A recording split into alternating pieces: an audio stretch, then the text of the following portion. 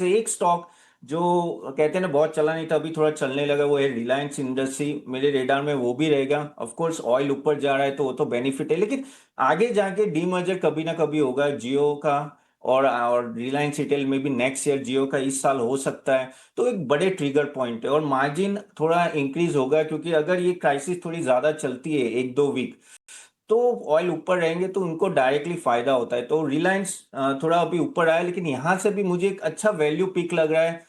खास करके जब डीमर्जर होगा, आई थिंक वो एक वैल्यू अनलॉकिंग होगी काफी सारे शेयर होल्डर में। तो अगर आपका 2-3 साल का व्यू है मिनिमम, आई थिंक रिलायंस भी एक इंटरेस्टिंग बेट होगा यहाँ से लेने के लिए। इन शॉर्ट, हमें डोमेस्टिक फैक्टर्स पे ज्यादा फोकस करना चाहिए। जियोपॉलिटिकल क्राइसिस तो हाथ में नहीं, तो ये दो स्टॉक आई थिंक मेरे रेडार में रहेंगे। ठीक है, रिलायंस को लेकर बुलिश टोन। और अगर आपको लंबी अवधि के लिए कुछ खरीदना है तो रिलायंस हमेशा से निवेशकों के पसंद रहा है। एक बार फिर से मुहर भी लगा दी है तपन जी ने, और भाव भी ठीक है। अच्छी क्लोजिंग हमने देखी थी शुक्रवार को, करीब 2.25% के आसपास की 1466 रुपए की क्लोजिंग आई थी। जरा वायदा के आंकड़ों को ना फटाफट अंदाज में समझ लेते हैं कि कहां पर पोजीशंस ऐड हुई हैं और कौन से एक्टिव पुट और कौन सी एक्टिव कॉल हैं।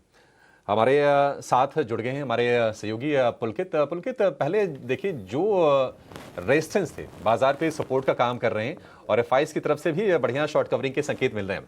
बताइए डेटा क्या कह रहे हैं वायदा बाजार के। जी अभिषेक जी, पहले हम डेटा पे बात कर लेते हैं कि फ्राइडे की क्लोजिंग के बाद कैसा क्या रहा।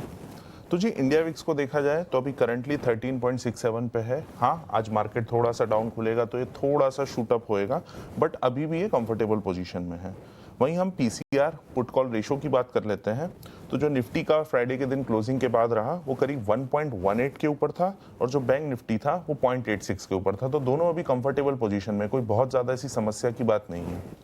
अगर हम निफ्टी में जो इंडेक्स फ्यूचर है उसमें ओआई इंटरेस्ट में किस तरह का बदलाव आया है उसको देखें तो वो करीब -1.93% की तरफ था, लेकिन जो ट्रेंड था वो शॉर्ट कवरिंग का था, मतलब शॉर्ट्स को कवर किया गया है। वहीं अगर हम मोस्ट एक्टिव ऑप्शंस की बात कर लेते हैं निफ्टी के, तो निफ्टी कॉल और निफ्टी पुट दोनों की ही मतलब 25,000 की स्ट्राइक प्राइस पर मोस्ट एक्टिवनेस देखी गई, और वहां पे ये वॉल्यूम के नजरिए से मोस्ट एक्टिव थे। और जो ट्रेंड था वो कॉल की तरफ कॉल बाइंग का था, और जो पुट की तरफ था वो पुट राइटिंग का था, मतलब ये बुलिशनेस की तरफ दिखा रहे थे, एक बुलिशनेस की तरफ इशारा था एक। अगर हम हाईएस्ट ओपन इंटरेस्ट की बात कर लेते हैं तो जो पुट की तरफ हाईएस्ट ओपन इंटरेस्ट था वो 24,000 और 25,000 दोनों पर ही है, और ऑलमोस्ट सेम है। मतलब 24,000 पे भी जितनी पुट राइटिंग की गई है लगभग उतनी ही 25,000 की स्ट्राइक प्राइस पर भी पुट राइटिंग है। कॉल की तरफ अगर हम देख लें तो 26,000 की स्ट्राइक प्राइस पे कॉल राइटिंग सबसे ज्यादा की गई है।